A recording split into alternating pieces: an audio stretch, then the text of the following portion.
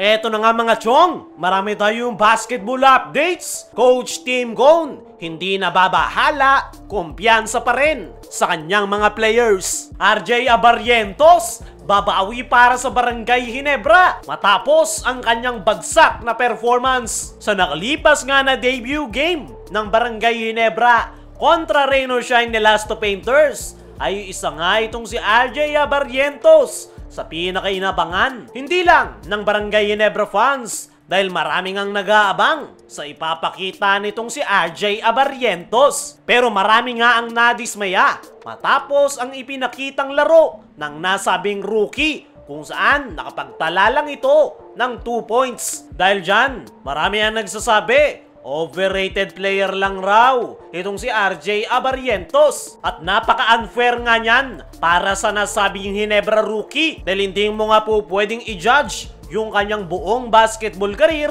sa isang maalat na laro. Nabanggit na natin sa nakaraan nating video na lahat ng mga players ay tinatamaan ng off night at normal nga yan sa mga players. At kahit hindi maganda ang ipinakita nitong si RJ Abarrientos, ay hindi nga ito pinanghihinaan ng loob. Nandoon pa nga rin yung kanyang kumpiyansa. At yan nga yung maganda sa nasabing rookie. Kung ibang player siguro yan ay na-discourage na at mawawalan na ng kumpiyansa. Pero iba itong si RJ Abarrientos, buo pa rin yung kanyang loob at wala ngang talab para sa kanya yung sinasabi ng karamihan. At tinatawanan nga lang yan ni RJ Abarrientos kung saan napapost pa nga ito parang asin sa alat. Nagpasalamat rin itong si RJ Abarrientos sa mga encouraging message ng Barangay Ginebra fans at ipinapangako nga ng nasabing rookie na babawi sila next game. Maging si Coach Yeng Giao nga mga chong ay naniniwala na malas lang si RJ Abarrientos sa kanyang debut game. Hindi nga daw ito pwedeng i-judge sa iisang laro lang. Kailangan pa raw ng couple of games para malaman at makita yung tunay na laro nitong si RJ Abarrientos. At nagpapasalamat nga itong si Coach Yeng na maaga nilang nakaharap ang Barangay Ginebra dahil alam niya nga raw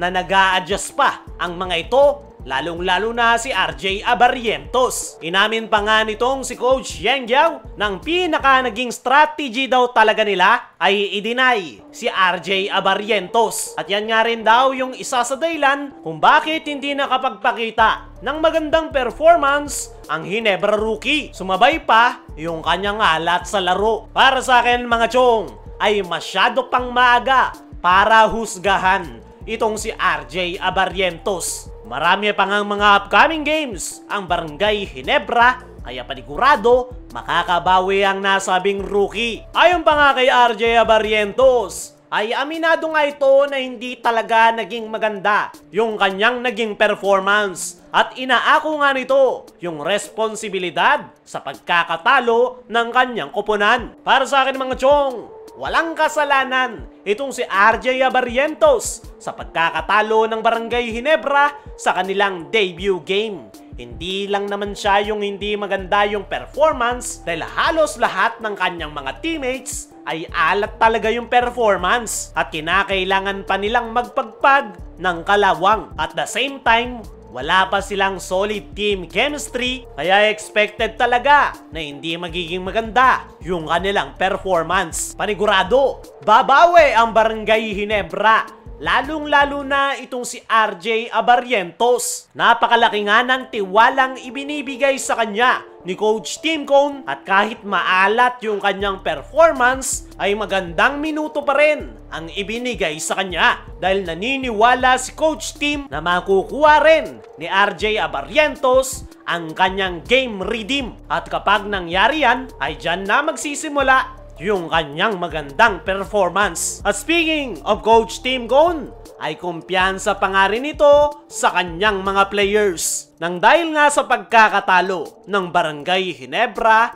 ay marami ang nagsasabi na napasama pa yata yung nangyaring blockbuster trade na nangyari sa kanilang koponan. Alam naman nating lahat mga chong na si Christian Stan Hardinger at Stanley Pringle ang binitawan ng Barangay Ginebra. At ang dalawang yan ay napakalaki ng role na ginagampanan sa kanilang kupunan nitong mga nakalipas na season. Pero sumugal nga ang Ginebra matapos nilang bitawan ang dalawang yan. At base sa naging performance ng Ginebra sa kanilang debut game ay hindi talaga naging maganda yung kanilang performance. Pero kahit na ganon, ay kumpiyansa pa rin itong si Coach Tim Cone sa kanyang mga players. Ay nga mismo sa kanyang latest interview ay aminado nga si Coach Tim na hindi talaga maganda yung ipinakitang performance ng kanyang mga players. Marami pang araw silang mga kulang at problema